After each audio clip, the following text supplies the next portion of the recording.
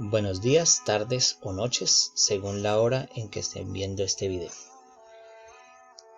Desde Ciencias Naturales y Educación Ambiental de la asignatura de Química voy a estar explicándoles hoy a los estudiantes de grado sexto la guía primera del tercer periodo, guía interdisciplinar, así como las guías que se desarrollaron en el primer periodo. Para este periodo hemos decidido estar trabajando sobre las culturas. Y la primera cultura de la que vamos a hablar este periodo es de la cultura egipcia. Como ustedes saben por historia de la química, que fue lo que vimos en el primer periodo, los egipcios han hecho grandes aportes a los estudios químicos, aportes principalmente experimentales y el descubrimiento y trabajo de ciertas sustancias que han permitido que la ciencia química avance hasta el día de hoy, donde la conocemos. Los egipcios fueron expertos en la fabricación de pigmentos, fabricación de vidrio, fabricación de cosméticos, fabricación de una serie de artículos que utilizaban para fundir los metales. También incursionaron en la farmacia. Se podría decir que ellos vendrían a ser los precursores de la farmacia, así como la elaboración del papiro, que era una especie de papel que fabricaban con la corteza de una planta. Este es el papiro, como ustedes lo pueden ver aquí en este dibujo, y ese papiro era en el que ellos escribían con los pigmentos que elaboraban acerca de su historia. Muchos de esos papiros que escribieron los egipcios se perdieron allá en el incendio de Alejandría, cuando el emperador Diocesano ordenó esa destrucción por una revuelta que hubo allí en Alejandría. Como les decía anteriormente, los egipcios son, o hay vestigios de que ellos son los precursores de la alquimia. Como ustedes saben también, la alquimia es una pseudociencia que precede a la química. ¿Por qué pseudociencia? Porque no tenía ningún avance a nivel científico y documental, sino era principalmente práctica. Como ustedes lo pueden ver aquí, pues la alquimia tenía dos principales fundamentos. Uno era el de la piedra filosofal y el otro era el del elixir de la vida. La piedra filosofal se basaba principalmente en una serie de experimentos físicos en los laboratorios rudimentarios de aquella época, en la que ellos trataban de descubrir o de transformar los metales en oro. Ellos le llamaban transmutación de los metales en oro. Y el elixir de la vida era un elixir para tratar de hallar la vida eterna. Refiriéndonos o centrándonos ya en la solución de la guía tiene una serie de fragmentos teóricos,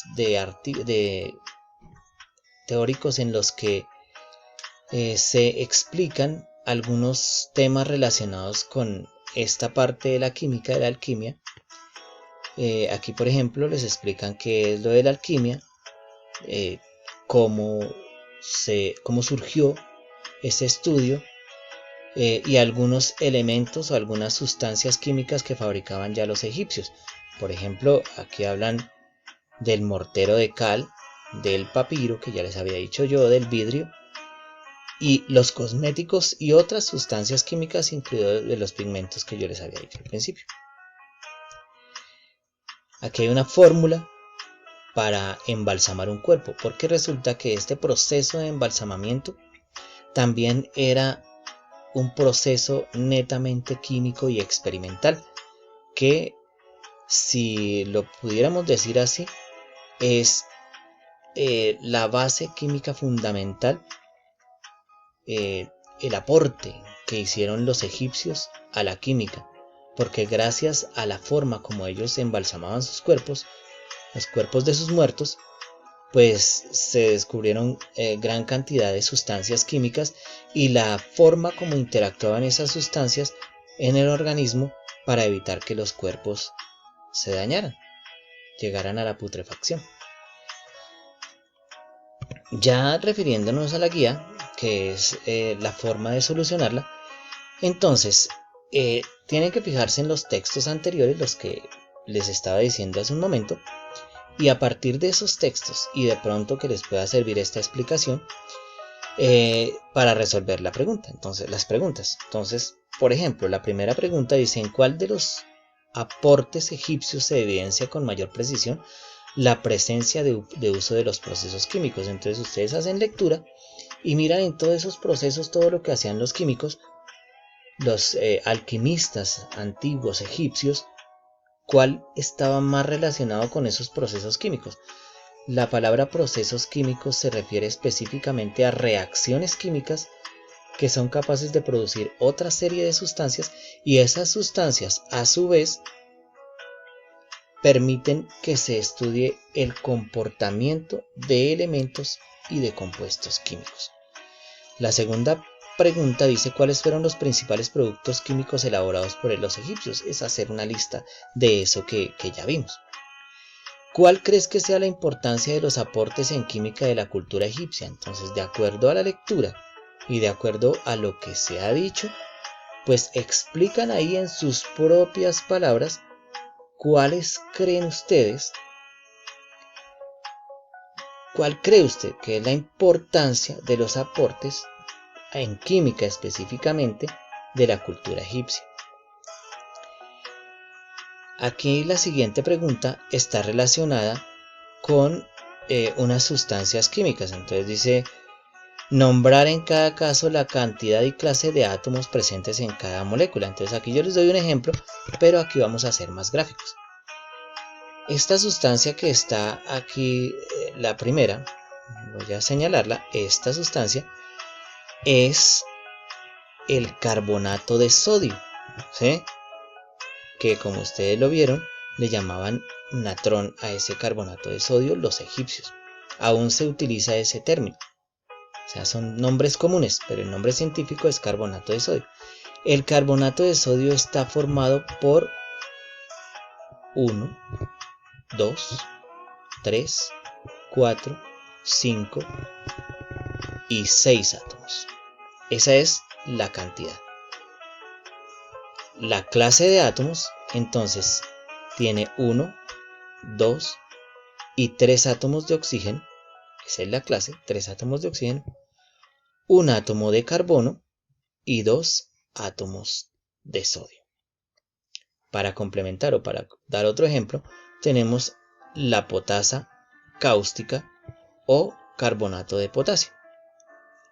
En lo único que se diferencia la potasa cáustica del natrón es en que el natrón tiene sodio, la potasa tiene potasio.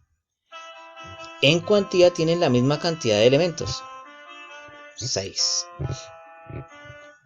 elementos, como ya lo había dicho antes: 3 de oxígeno,